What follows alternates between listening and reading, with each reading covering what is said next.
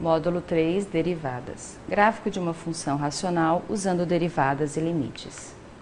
Nós vimos no material uma ideia de como construir o gráfico de uma função. Identificar o domínio da função e as simetrias, determinar as derivadas primeira e segunda para encontrar os pontos críticos, pontos de inflexão, verificar as assíntotas e traçar os interceptos e os pontos mais importantes no gráfico de uma função. Vamos ver como é que aplicamos esses passos para uma função racional. Considere a função x² mais 3 sobre x menos 1. Sabemos que o domínio dessa função é o conjunto dos números reais diferentes de 1. Por quê? Na função racional, nós teremos o domínio é o conjunto daqueles valores x, tais que o denominador da função, neste caso x menos 1, tem que ser diferente de 0. X menos 1 diferente de 0 vai nos dar x diferente de 1. Logo, o domínio da função é o conjunto dos números reais, tal que o x seja diferente de 1. Os passos 2 a 4 da indicação do material nos pede para determinar máximos e mínimos e o crescimento da função. Para determinar esses máximos e mínimos, precisamos fazer a derivada da função igual a 0. Neste caso, temos que derivar então x² mais 3 sobre x menos 1. Usando a regra do quociente, nós temos que a derivada dessa função é x² menos 2x menos 3 sobre x menos 1 ao quadrado. Quero essa derivada igual a 0. Então, para esse quociente dar 0, o numerador tem que valer 0. x² menos 2x menos 3 igual a 0 vai nos dar x igual a menos 1 ou x igual a 3. Você encontra esses valores usando a fórmula de base. Esse menos 1 e o 3 são as abscissas, então, dos pontos críticos. O passo seguinte, para acharmos os máximos e mínimos, é observar o sinal da derivada. Então, sobre a reta numérica, marcamos o menos 1 e o 3. E aí vamos analisar o sinal da derivada em cada um desses subintervalos. Veja, para os números menores que menos 1, vamos tomar como exemplo o menos 2. Quando nós substituímos o menos 2 na derivada da função, nós vamos fazer menos 2 ao quadrado, 4 menos 2 vezes menos 2, mais 4, que dá 8, menos 3, 5, dividido por menos 2 menos 1, menos 3 ao quadrado, 9. Então, dá mais 5 nonos. Então, nós tomamos um número nesse intervalo, verificamos que a derivada neste ponto é positiva. Então, nós vamos considerar aqui a derivada positiva. Entre menos 1 e 3, podemos tomar o zero, poderia ser qualquer outro. Substituindo na derivada, encontramos então menos 3, o que nos diz que neste subintervalo de menos 1 a 3, a derivada é negativa. Para os números maiores que 3, podemos pegar o 4, por exemplo, substituindo o x por 4 na derivada, encontramos mais 5 nonos. Aqui, então, o sinal é de mais. Aqui temos apenas que observar que o número 1 não faz parte do domínio da função. Então, neste intervalo de menos 1 a 3, a função decresce, mas ela tem uma interrupção quando x é igual a 1. Esse sinal da derivada nos indica que até o x igual a menos 1, a função cresce. Do menos 1 até 3, a função decresce, mas ela não é contínua. Então, provavelmente, nós tenhamos dois subintervalos dentro desse subintervalo de menos 1 a 3, em que a função é decrescente. E depois, a função cresce. Observem que, se a função cresce até a linha do menos 1 e decresce depois, neste ponto em que o x vale menos 1, nós teremos um ponto de máximo relativo. No 3, se a função decresce e depois cresce, então no 3 nós teremos um ponto de mínimo relativo. Então, no menos 1, nós teremos um ponto de máximo relativo e no 3, um ponto de mínimo relativo. Então, a conclusão que nós tiramos, menos 1, menos 2 é um ponto de máximo local. Esse menos 2 nós obtemos substituindo o x igual a menos 1 na função que foi dada lá no enunciado. h de x igual a x² mais 3 sobre x menos 1. O resultado é menos 2. E o ponto de mínimo local é o ponto de coordenadas 3, 6. O 6 obtemos da mesma forma, a imagem do 3. Então, quando substituímos o x igual a 3 na função dada no enunciado. E o x igual a 1 está fora do domínio da função. Então, aqui já fizemos os passos de 1 a 4. Sabemos onde a curva sobe, onde ela desce, qual é o comportamento.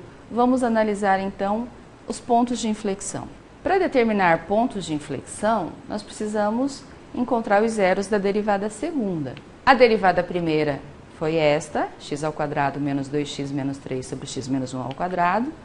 Usando a regra do quociente, encontramos a derivada segunda da função 8x menos 8 sobre x menos 1 à quarta. Igualando essa derivada a zero, encontramos x igual a 1.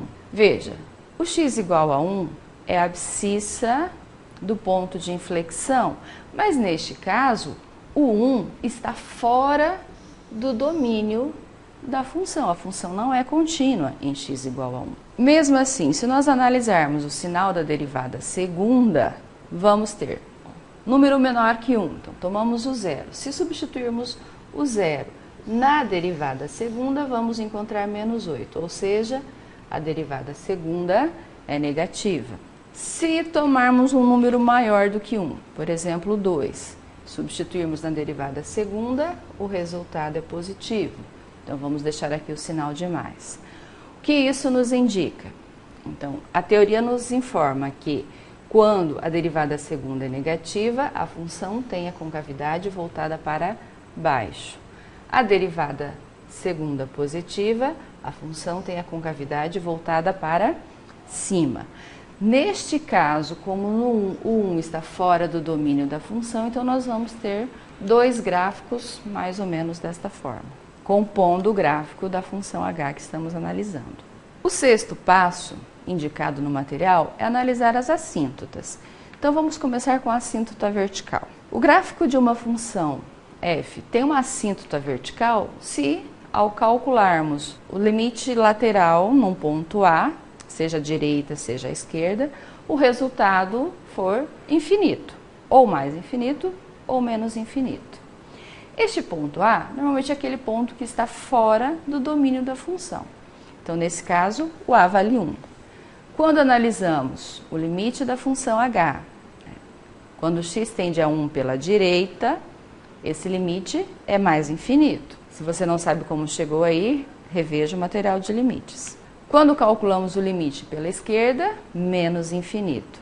Aqui, para nós sabermos que x igual a 1 é uma assíntota vertical, não precisaríamos ter calculado os dois limites, porque a definição diz que basta uma das coisas funcionar. Ou o x tendendo a 1 pela direita ser mais infinito, ou o x tendendo à esquerda ser infinito.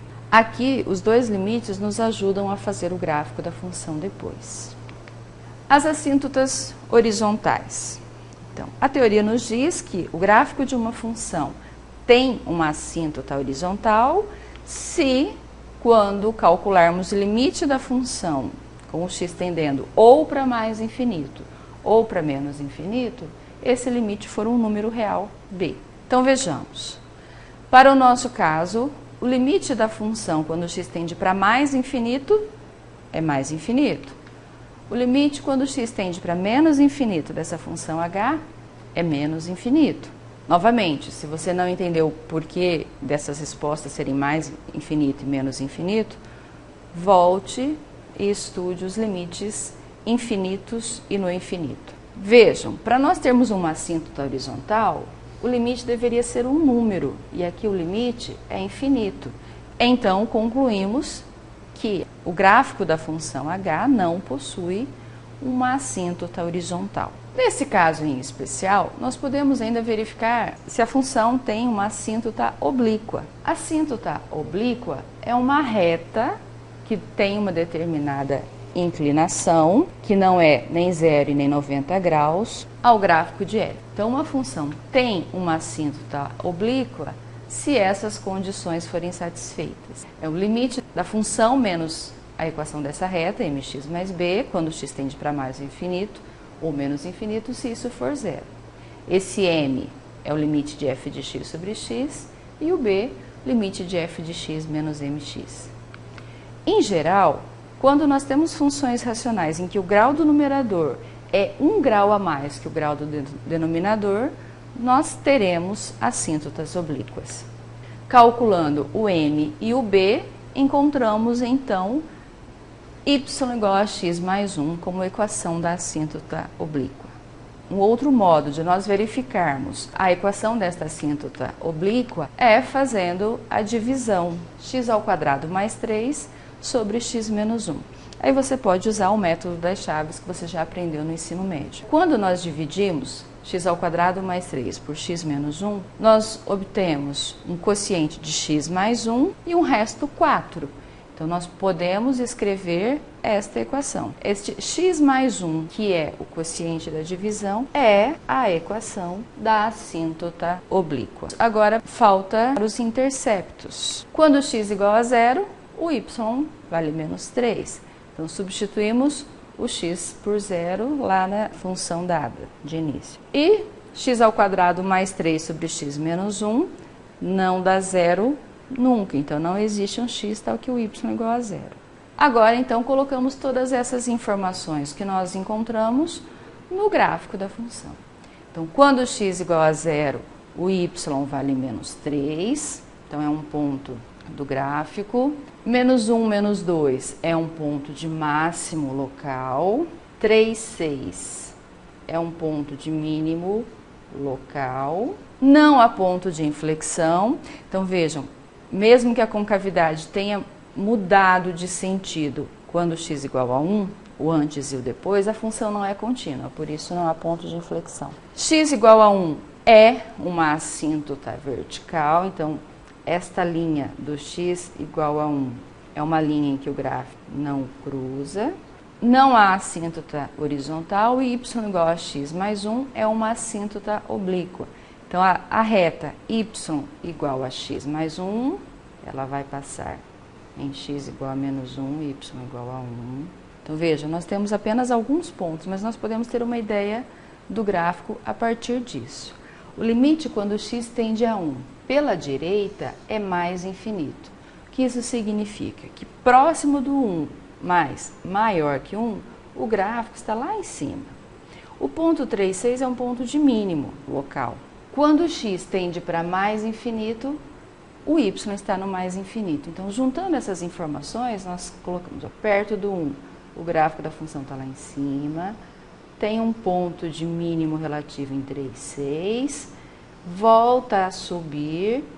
Como nós temos aqui a equação da assíntota horizontal, então nós temos alguma coisa que vai guiar esta parte do gráfico. Depois, quando x tende a 1 pela esquerda, a função tende para o menos infinito. Temos, então, próximo de 1, só que à esquerda, menor que 1, o gráfico está lá no menos infinito. Vai interceptar o eixo y quando o y vale menos 3. O ponto 1, 2 é um ponto de máximo, quer dizer, esse é o ponto mais alto nessa região, e aí depois a função decresce. Mas quando x tende para menos infinito, a função volta para o menos infinito. Então, juntando essas informações, nós temos alguma coisa assim. Opa, aqui não fica torto desse jeito. Então, nós temos uma ideia do gráfico. Aqui fica mais bonitinho. Então, a linha verde é a equação da assíntota vertical, né, x igual a 1. A linha pontilhada em vermelho representa a reta y igual a x mais 1, a assíntota oblíqua. Então, nós temos aqui um ponto de máximo local, um intercepto, os limites. Aqui nós temos um ponto de mínimo local. O gráfico não intercepta o eixo x. Como nós já tínhamos dito, que não tem valor x, tá que o y vale zero.